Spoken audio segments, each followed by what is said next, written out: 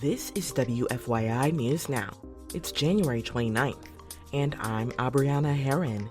On today's show, the newest federal immigration court opens in Indianapolis. We'll find out what's replacing an elementary school building that was demolished in Martindale Brightwood.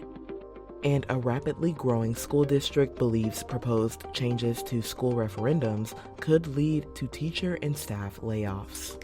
The only way for us to make up that difference, because we do not have the reserves to calculate that difference, would be roughly laying off 100 plus teachers and IA support staff members. Those stories coming up, but first. An Indianapolis group is raising funds to address a food desert in a near Northwest neighborhood. WFYI's Jeremy Rubin has more. A crowdfunding campaign was launched to help create a new grocery store in Northwest Landing, a historic neighborhood west of the Children's Museum. The planned store, called Bloom and Brew, is part of a larger revitalization project in the area.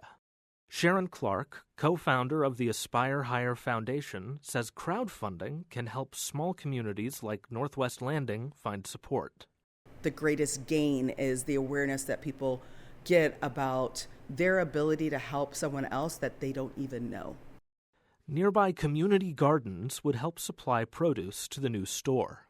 The online campaign's goal is to raise $50,000 by February 7th. The group says they plan to continue fundraising for the project after that. I'm Jeremy Rubin. The newest federal immigration court opens in Indianapolis this week. As WFYI's Samantha Horton reports, one legal clinic is eager to have a court location closer to home. The Indianapolis Federal Immigration Court is located at the downtown Minton Capehart Federal Building and has 7 judges. The closest location for those in central Indiana has been Chicago, forcing people to drive a few hours for their hearings.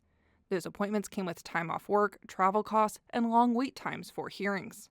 Neighborhood Christian Legal Clinic Director of Immigrant Services Angelyn Fisher says having a location in Indianapolis helps everyone involved in the process. It means that obviously both clients and legal representatives will be able to use our time more effectively instead of spending so much time driving and traveling. Those with Chicago court hearings should check on the Immigration Court website to see if their case is transferred to Indianapolis. I'm Samantha Horton. An elementary school building in the city's Martindale Brightwood neighborhood was demolished. From WFYI's Education Desk, Sydney Dauphiné has more on the new school going in its place. The shuttered Joyce Kilmer School 69 was demolished Monday by the Indianapolis Public Schools District. The school closed in 2022 as part of the district's plan to cut costs and balance out under-enrollment. The new school, set to open fall of 2027, will be a high-ability elementary school. Bill Murphy, the chief operations officer of IPS, says having this new school is important in a neighborhood that has faced disinvestment and exclusionary practices. We want to make sure that, in particular, kids in Martindale Brightwood who qualify for high ability education are accessing it. The construction is estimated at $35 million, and the school will fit up to 650 students.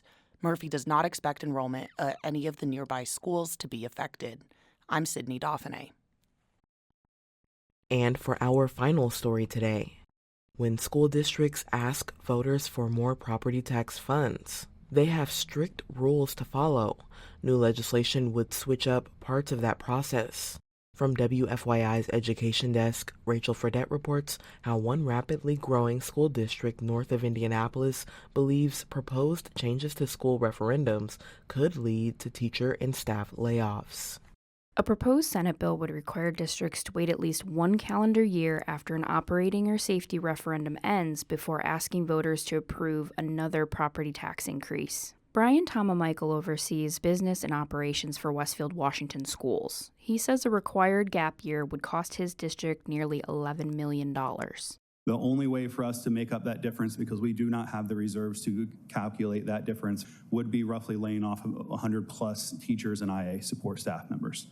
The bill only allows school districts to put referendums on primary ballots during general election years or a general election. Tomamichael says the mostly Republican city struggles to get voters to ballot boxes in November. Our primaries are actually one of the most contested races that we see in our district. A Senate committee will vote on the bill next month. I'm Rachel Fredette. And that's all for today's episode of WFYI News Now. Our podcast is produced by Drew Daudelin and Zach Bundy, with support from the news team at WFYI and public media journalists across the state. Our news director is Sarah Neal-Estes. Kendall Antron produced our music, and I'm your host, Abriana Herron.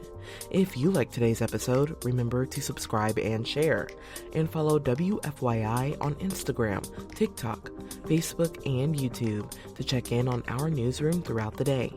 Thanks for listening. We'll be back tomorrow.